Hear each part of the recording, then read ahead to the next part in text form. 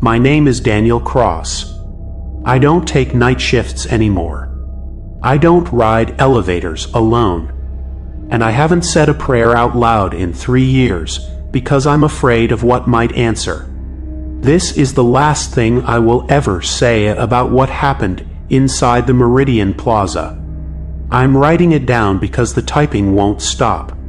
Because the file keeps reappearing on my desktop. Because last night I woke up to find my own computer monitor glowing in the dark, and on the screen a single word, 4. Some buildings are not built with brick and mortar alone. Some are built with grief, with silence, with the dead left unfinished. This is my confession. Read it. Share it. And if you ever work a night shift in an empty building, for God's sake, do not investigate the floor that doesn't exist.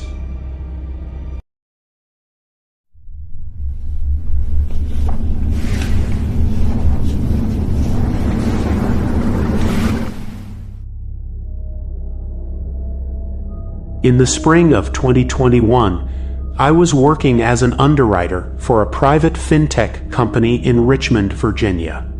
The pay was decent, $60,000 a year, but the schedule was a rotating hell. Every 2 months, day shift became night shift.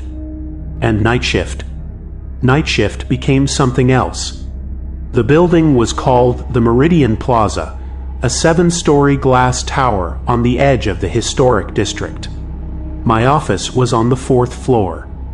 The 2nd, 3rd, and 5th were leased to other companies.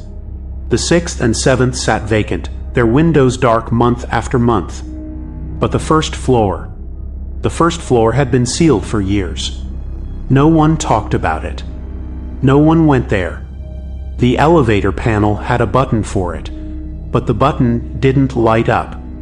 The doors never opened there. Not once. Not ever. I'd been working at Meridian Plaza for 6 months before I noticed. And once I noticed, I couldn't stop noticing. Have you ever seen something out of the corner of your eye, but when you turned to look, it was gone? That was the first floor. It existed in the negative space of every conversation. In the way employees would fall silent when someone mentioned the basement. In the way the cleaning crew never ever took the stairs. Every Saturday morning, a group of 3 men would arrive at the building. They weren't employees. They weren't maintenance. They were always the same, older, quiet, dressed in plain clothes. They carried bags, canvas bags, the kind that looked heavy. They'd take the stairs down to the basement, and an hour later they'd leave. No one explained why. I asked my supervisor, a woman named Margaret who'd been with the company for 12 years. She told me they were blessing the building. I asked what that meant. She didn't answer for a long time. She just stared at her monitor, her hands frozen above the keyboard. Then she said, without looking at me, "Don't go to the first floor, Daniel. Not ever. Not for any reason. If the elevator stops there, you press the alarm, and you don't stop pressing it until it moves again." Do you understand? I laughed. I was young. I thought she was messing with the new guy. I understand, I said. I did not understand. October arrived cold and damp. The night shift rotation began. There were 40 of us on nights, down from 70 during the day. The building felt different after dark. The hum of the fluorescents seemed lower. The air felt thicker. The silence. Listened. I started noticing things. The elevator always felt cold. Not air conditioning cold. Something deeper. Something that settled in your chest and made your breath visible for just a moment. One night around 2 a.m., I wrote it down alone. I'd been working on a file, lost track of time, and suddenly realized I was the only one left on my floor. The car descended. 3rd floor. 2nd. Then, the doors opened on the third floor. No one was there. I waited. The doors stayed open. I hit close, nothing. I hit it again. The doors began to close, slowly, reluctantly, like they were fighting something, and just before they sealed, I heard it. A whisper. Not words. Just breath. Wet. Ragged. Close. I told myself it was the ventilation. I was wrong. The first real incident happened on a Thursday. I'd finished my shift at 5 a.m. The building was empty. I stepped into the elevator, hit L for lobby, and leaned against the wall, exhausted. My eyes were burning. My neck ached from hunching over a keyboard for 8 hours. The car descended. Third floor. Second. Then it stopped. The lights died. Complete blackness. I stood there, heart pounding, waiting for the emergency generator. Nothing. Just the dark. And then, a sound. A slow, rhythmic dripping from somewhere beyond the doors. Not water. Something heavier. Something that hit the floor and did not spread. Thump. Thump. Thump. I pressed the alarm button. No sound. I pounded on the doors. No echo. The metal swallowed my fists like flesh. Then the doors opened. Not all the way. Just a crack. Just enough to see through. The first floor. It wasn't empty. I saw a desk. A computer monitor glowing faintly in the dark, casting pale light on scattered papers. A chair facing away from me. And on the desk, a headset, murmuring static, like someone was still connected to a call that ended years ago. I wanted to move. I couldn't. The static resolved into something almost like words. Almost like a voice speaking underwater. Speaking in a language I didn't know but somehow understood. Help. Me. Finish. The chair began to turn. The doors slammed shut. The lights flickered on. The car descended to the lobby. I ran home.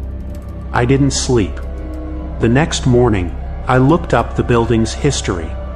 There was almost nothing online. Just a single forum post from 2017, buried 6 pages deep in a local history site. Anyone know what happened at Meridian Plaza? Friend worked night security there in 2016. Quit after 1 week. Said the elevator used to stop on the first floor by itself. Said he heard typing from behind the sealed doors. Said he saw a woman in white through the crack. Said she was typing and crying at the same time. He moved to Ohio. Won't talk about it. The post had no replies. I told 2 co-workers the next night, Jake and Marcus. Both were skeptics. Both laughed. You were tired, Jake said. Your mind plays tricks at 5 a.m., then come with me, I said. Prove it's nothing. The smile faded from Jake's face. Marcus looked at the floor. We can't, Marcus said quietly. We're not supposed to. Since when do you care about supposed to? Marcus met my eyes. And for the first time, I saw something in them I hadn't expected. Fear. My cousin worked here in 2018, he said. Night shift. Same as us. He saw something on the first floor. Wouldn't tell me what. Just said he was transferring to the day shift or quitting. He quit. Moved back to our parents' house in Norfolk. Wouldn't leave his room for 3 months. What happened to him? Marcus looked away. Nothing. He's fine now. Works at a car dealership. But he still won't talk about it. Won't even say the building's name. Silence settled over us. Then Jake straightened up. I'm not afraid of some old story. If there's something there, let's see it. Saturday. Building's empty. No security on weekends. We go in, we look, we leave. Done. Marcus shook his head. I'm out. You said your cousin saw something. Don't you want to know? No, Marcus said. I really don't. He walked away. Jake looked at me. Just you and me then. I thought about the woman in the chair. The way her head had started to turn. The static that sounded like words. Yeah, I said. Just us. We planned it for Saturday. The building would be empty. No security on the night shift weekends, budget cuts. Just us, the dark, and a door that should never open. We met in the parking garage at 11 p.m. Jake had brought a crowbar and 2 flashlights. I'd brought my phone, though I didn't know what I'd do with it. Call 911? Help, we're breaking into a sealed floor to find a ghost. We accessed the basement through a maintenance door that Jake had propped open earlier that week. Found an old stairwell, abandoned, choked with dust, reeking of mold and something else. Something sweet. Something that reminded me of flowers at a funeral. The stairs led up. 1 flight. 2. 3. At the first floor landing, we found a door. It was metal. Heavy. Padlocked from the outside with 3 separate locks. Rusted.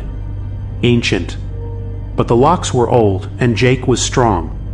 1 kick and the hasp snapped. The door opened onto darkness. Not the normal darkness of a room with no lights.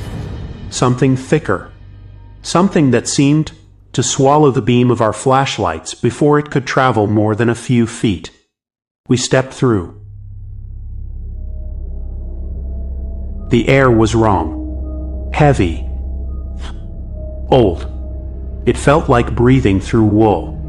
Like the room itself was exhaling into our lungs. We moved slowly, flashlights cutting through the black. The floor was littered with debris, overturned chairs, shattered glass, papers yellowed with age. Cubicle walls leaned at drunken angles. Computer monitors lay cracked on the floor. And there, in the corner, was the desk. The same desk I'd seen through the elevator crack. The monitor was dark now. The chair was empty. But the headset lay on the floor, still hissing with static.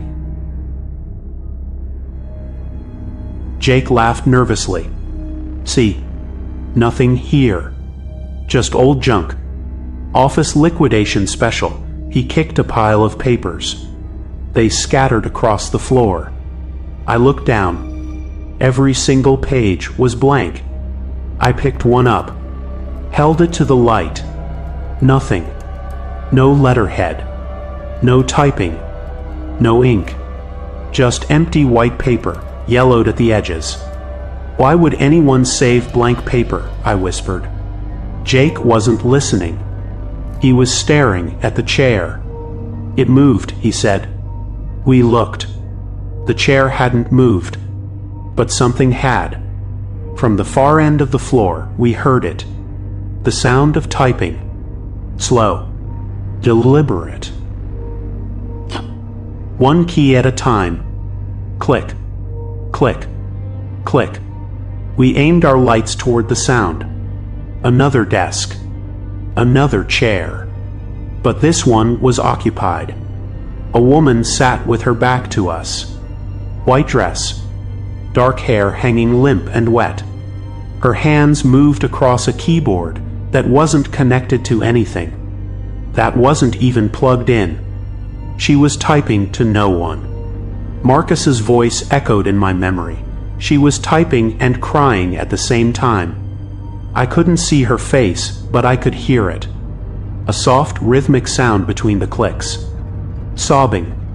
Endless, hopeless sobbing. Jake grabbed my arm. We need to leave, but I couldn't move. I was watching her hands. They weren't typing normally. They were pressing the same keys over and over. F. O. U. R. F. O. U. R. 4. Then she stopped. Her head turned. Not her body, just her head.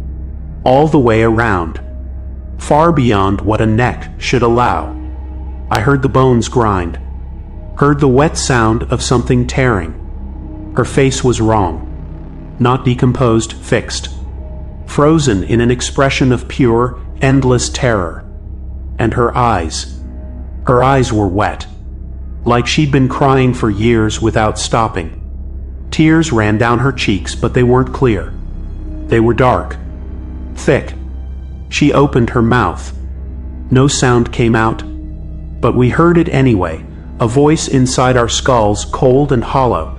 You shouldn't have come. Now you're on the list. Behind her, the monitor flickered to life. On the screen, words appeared. Not typed. Just there. Growing like bruises. Daniel Cross, Jake Mercer, Marcus Webb, our names. She was still crying. Still staring at us with those endless, weeping eyes. And then she whispered again, I have to finish the list. I have to finish before they let me leave. Please. Please help me finish, Marcus screamed. We ran. Behind us, the typing started again. Faster now. Desperate. Hungry. Click, click, click, click, click. We burst through the stairwell door, slammed it shut, and didn't stop running until we hit the parking garage. We never went back. The next day, I called Margaret. I told her what we'd seen. There was a long silence on the other end. So long, I thought she'd hung up. Then she said, Where are you right now? Home. Don't go back to that building, Daniel. Not ever. Not for your things. Not for anything. Do you understand, Margaret? What was that? Who was she? Another long silence. When she spoke again, her voice was different. Smaller. Like a child telling a secret she'd been sworn to keep. Her name was Priya. Priya Sharma. She worked nights. 4 years ago. She was an accountant. She stayed late to finish a project. The elevator malfunctioned. Trapped her between floors. First floor and basement. They didn't find her until morning. I waited. Knew there was more. They said she died of a heart attack. The stress. The darkness. Being trapped alone for 8 hours. But that's not what happened. What happened? She wasn't alone, Margaret whispered. Something was in the elevator with her. Something that came up from the basement. Something that talked to her all night. Made her promises. Made her agreements. What kind of agreements? The security guard who found her said she was still holding her phone. The screen was lit. She'd been typing. For hours. Just one word over and over, 4, yes. And when they checked the elevator logs, they found something impossible. The car had been moving all night. Up and down. Up and down. Stopping at the first floor. Opening its doors. Closing them. Over and over. As if something was getting on and off. As if something was riding with her. I thought about the cold. The whispers. The way the elevator always felt wrong. Why did they seal the floor? Because people kept seeing her. She doesn't know she's dead, Daniel. She thinks she's still working. Still typing. Still waiting for someone to answer her calls. And she's been keeping a list. Everyone who works nights. Everyone who rides the elevator alone. She adds their names. She thinks if she finishes the list, she can leave. Finishes the list of what? Margaret's voice dropped to barely a whisper. The list of people who will take her place. I quit that week. Didn't give notice. Didn't pack my desk. Just stopped showing up. Jake and Marcus quit the month after. Marcus moved back to Norfolk. I heard he still lives with his parents. Jake changed his number. I don't know where he is. But it didn't end there. I moved to a new apartment in a different part of the city. Changed my number. Deleted my social media. Tried to forget. But sometimes, late at night, I hear it. Typing.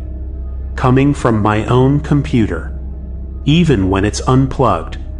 Even when I've moved it to the closet.